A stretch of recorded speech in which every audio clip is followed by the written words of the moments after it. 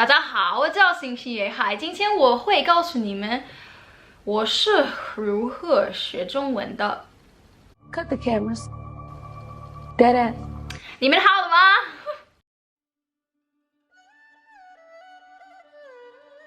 ？Ah, yes, it's happening.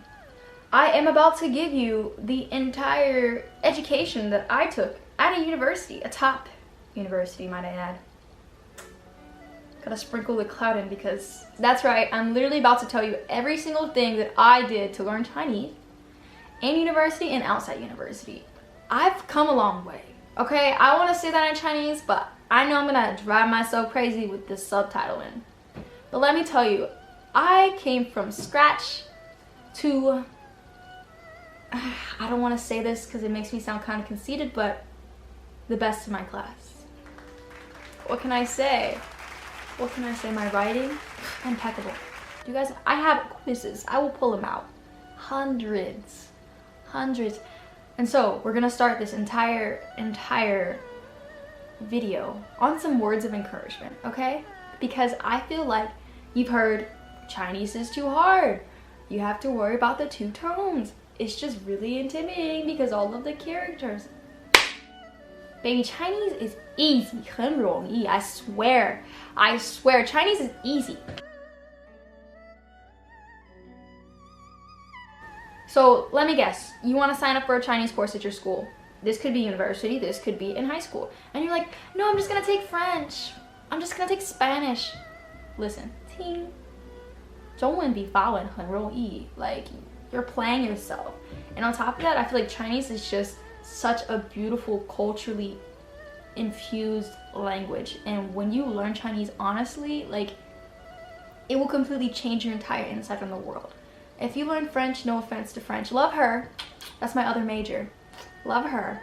But all you get is the ratatouille theme. You don't really get the complete different exposure than you would in Chinese because it's a complete other side of the world. Why, you know, French and French and Spanish are like all around you, and it's just like an experience that you can literally go experience in a grocery store. But you can't always get the same experience you would get with Chinese that you would in a grocery store, if that makes sense. Like, someone can disagree with me if they want to, but truthfully, that's how I feel. Like, me studying Chinese was like me opening my mind past the barriers that I had before. What I'm saying is that, like, I think, like, if you are someone who wants to just have a completely different insight on the world and you want to expose yourself to things that you never thought you would have studied before, then I think Chinese is probably your best bet. Chinese takes confidence, consistency, and time. That's all it takes. I'm telling you, I've only been studying Chinese for a year. I'll say it in Chinese for you. 我学中文学了1年了. Only 1 year. I'm gonna be honest with you, the process that I made in a year from consistently studying and giving myself time and patience, obviously, at first I was like, I want to speak it, I'm gonna be good, and then I realized that there's so many words and so many sounds that it's just not the same in any other language. And there was no way I was just gonna be able to pronounce all of them correctly without, you know, prior experience or just like generally like getting used to my mouth forming that way. It's not easy. It's not easy. I use muscles in every language that I speak, and I use all parts of my mouth that I never used before. And I just want you to know, like, it's gonna take time, and that's like the sad thing to say. Like, I know, like, you want to hear like, you can do it, but like, girl, it's only been a year. Okay, look, it's been a year. 1年了. It's only been a year, and I have progressed past anything that I ever would have thought I would did if I would have studied by myself. But because I was ignorant before, and I did not know what I was studying. One thing that I really want to say is that, like, how much Chinese has really influenced my life and changed how I like perceive the world in general. I think Chinese has made me more appreciative of things that are very clean and like straight. I think this is a lot to do with me learning characters.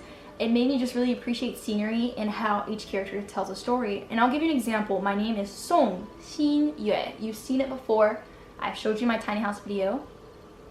My name completely paints an entire scenery and image. well, just my name, just the 3 characters that it is, and I want to show you how powerful Chinese really is and why you should study. So I'm gonna start right now with my name. My name is Song Xinyue. Okay, so Song is originally the Song dynasty. That's where I got it from. I was taking a Chinese literature course, and we were learning about the dynasties, and for some reason Song like stood out to me so much because like the literature. I personally prefer Tang dynasty literature. And dynasties are just different types of time periods where different rulers like ruled China. Song, the character Song, if you see, the top radical means roof, and the bottom radical mu means wood. If you put them together, it means a wooden roof. And I thought this was really beautiful because I wanted to make my name describe the night of my birth. See, I was born on a new moon. I was born very early in the morning on the night of a new moon, and everybody knew that I was supposed to be born. So I figured, okay, so that night I'm going to describe the night that I was born and the night before I was born, and how serenity was, really how the scene was spread through nature of the earth before I was welcome here. That's really how I described my name in Chinese. So as you can see, my last name is Wooden Roof because we live in the middle of the woods, as you can tell, right? Xin means new. I'm not going to break this character down because it seems kind of redundant. It means new. So Xin Yue, new moon. Now picture it. So the wooden roof, you're standing underneath it, right? And you look up, it's the night of the new moon. It's dark. You're like, oh wow. But when it's dark like that, you get to experience new things. You can see fireflies, you could see, the stars shining brighter, and I thought it'd be a great opportunity for me to paint the scenery of my birth. So Song Xinyue, that's my name. And this was a little bit of encouragement. I know this was kind of, you're probably just like, how does this help me learn Chinese? I'm giving you an example of what beauty is within just 3 characters and what beauty is within the language. So yeah. So now I'm going to talk about the materials that I use to study Chinese and the ones that they use in my class. So here you go. You follow this book, you're going to have college credit worth of Chinese. So yeah. So the books that I use are Integrated Chinese. As you can see, there's the red one and the purple one. The red one is the volume 1 and the purple one is the volume 2. And there also is a green one, which is the volume 3. The third one is in Simplified and Traditional. I believe you can get these in Traditional and Simplified separately, but we had to start off, usually in most college courses or when you're taught Chinese formally, you were always taught Traditional at first, and then you can switch to Simplified when you want to. I have surpassed Traditional as much as I love her.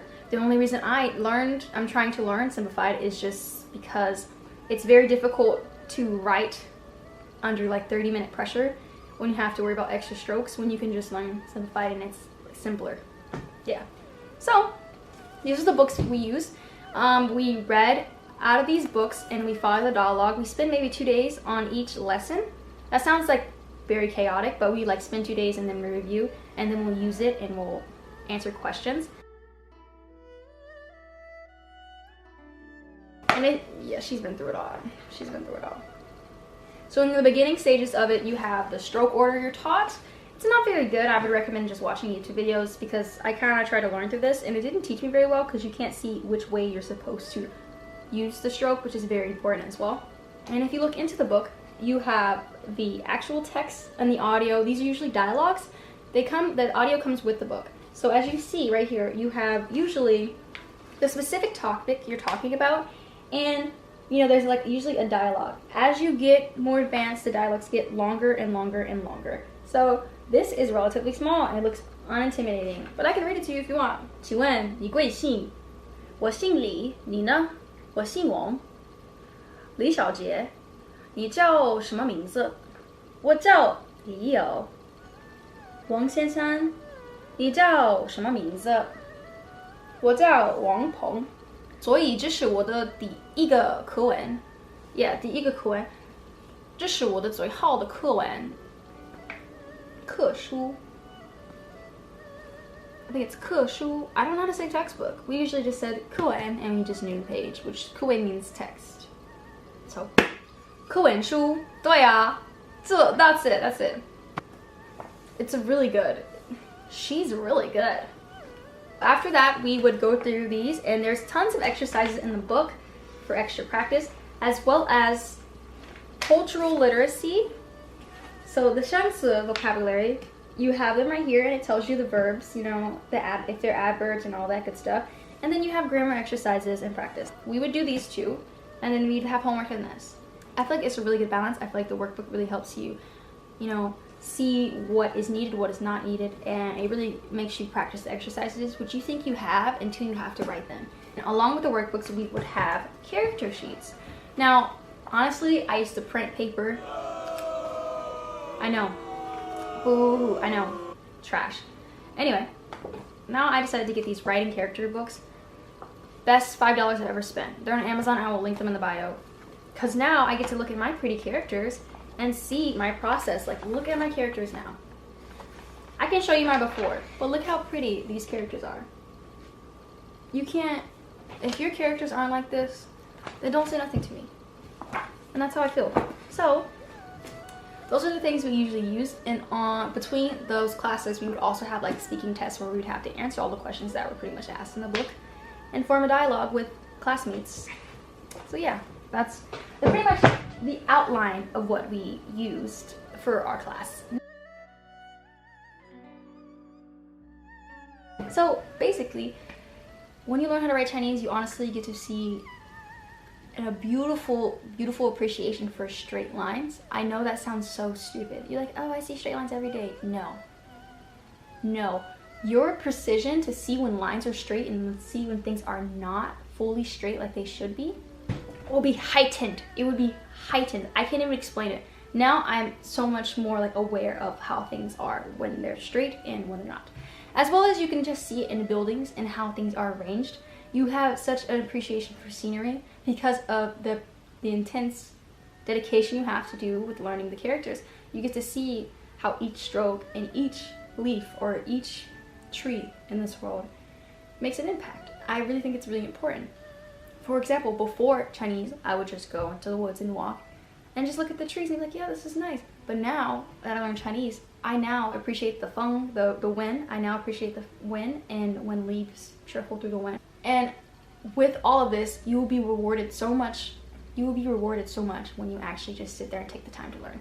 I was in class with millions of Chinese kids, like their parents were from China, they were born here, but they never learned how to write Chinese. And a lot of them would be so disappointed and ashamed. And I think like it's just really important because it's just like, it's great if you're a foreigner who speaks Chinese, but it's much more important if you learn how to write, because that just shows that you truly appreciate their culture and you get to see their way of thinking and how they process things. I think that's really important because writing characters has changed my life. It has.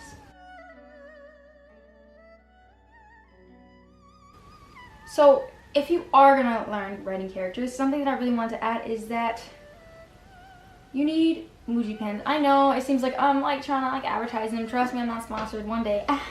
Writing with these pens has improved my characters beyond anything. I'll show you. These were my characters before. I know, you're like, huh? Yeah, obviously they're all disoriented. I didn't understand certain things. I didn't understand stroke order. This was just my first time writing Chinese throughout my textbook. So now I'm gonna show you my quiz. Yes, this is a 90, this is a 99, but I want you to see how clear my strokes were. And yes, I did make some mistakes. This was like maybe 2 weeks later after I got, you know, my emoji pen. So I wanted to show you the before and the after so you get a clear view. But do you see how more fine and precise, and you can see the strokes, it's more clear than it was before. And if you want to write in a different language, character based, write in the pencils that it's made for. So if you are wanting to study academically, or you have studied academically, have classes, get emoji pens. It makes them look 10 times better. It looks beautiful on your essays, looks beautiful on your test. There's nothing I can say, there's nothing more I can give. They have pens, they have everything. I'm not sponsored by them, but I just have to let you know, honestly, it's changed my life, and this will help you get the appreciation that I got, because now I have such good precision for stroke order and everything. So just wanted to add that.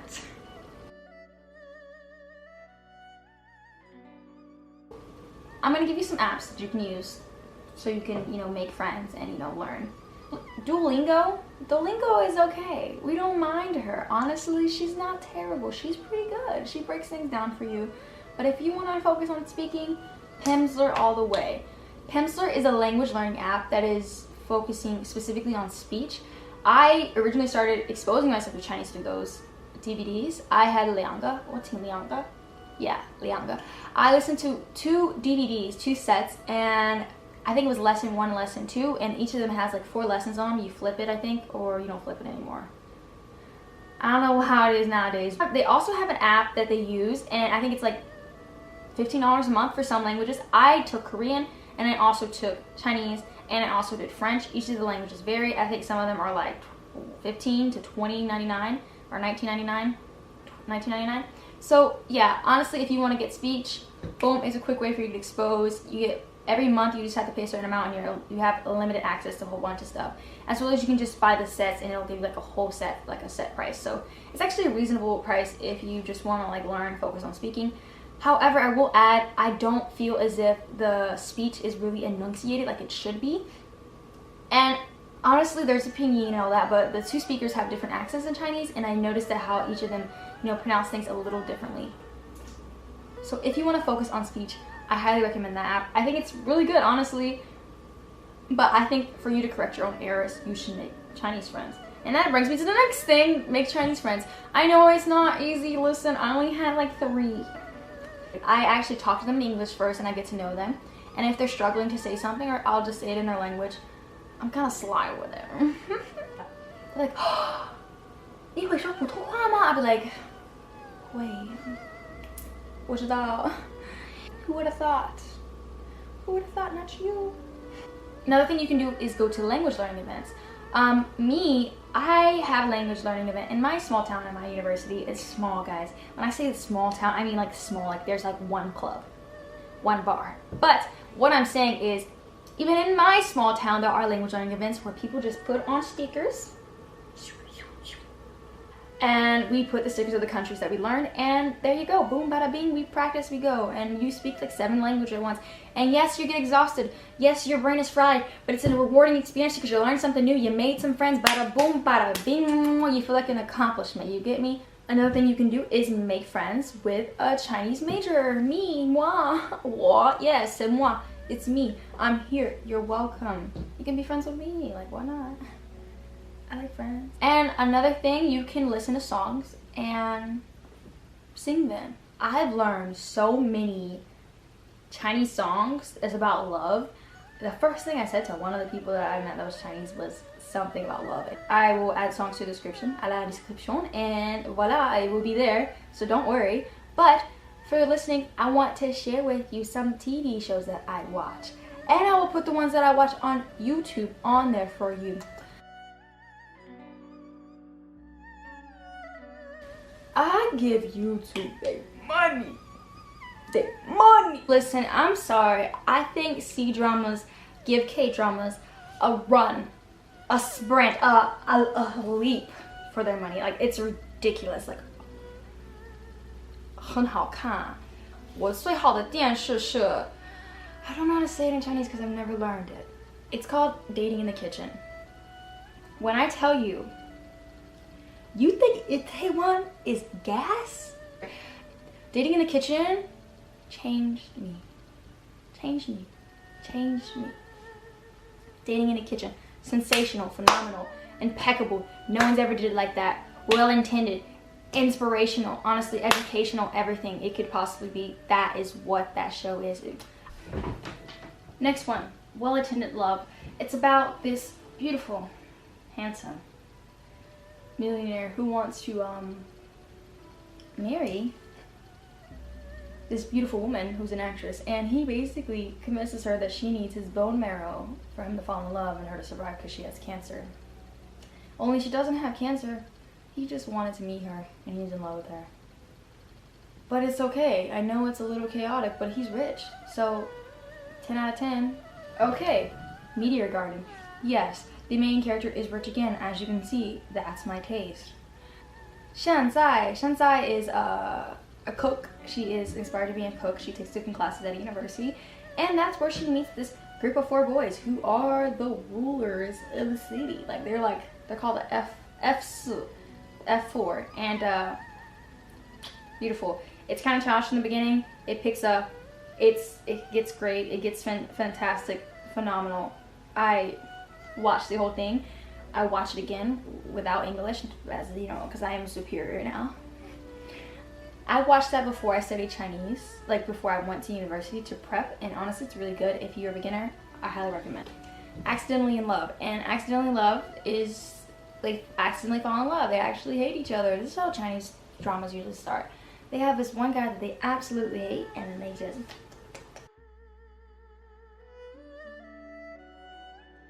So if you haven't already, like this video, subscribe, comment below. Please support my channel. Buy the textbook through my affiliate link because I'm a poor college student and I'm just trying to make it out here, okay? I hope you enjoyed your stay with some Lau Tzu, and I love you. I love you all. I genuinely am so grateful for all of you. I just want to say that. And thank you so much. Bye-bye.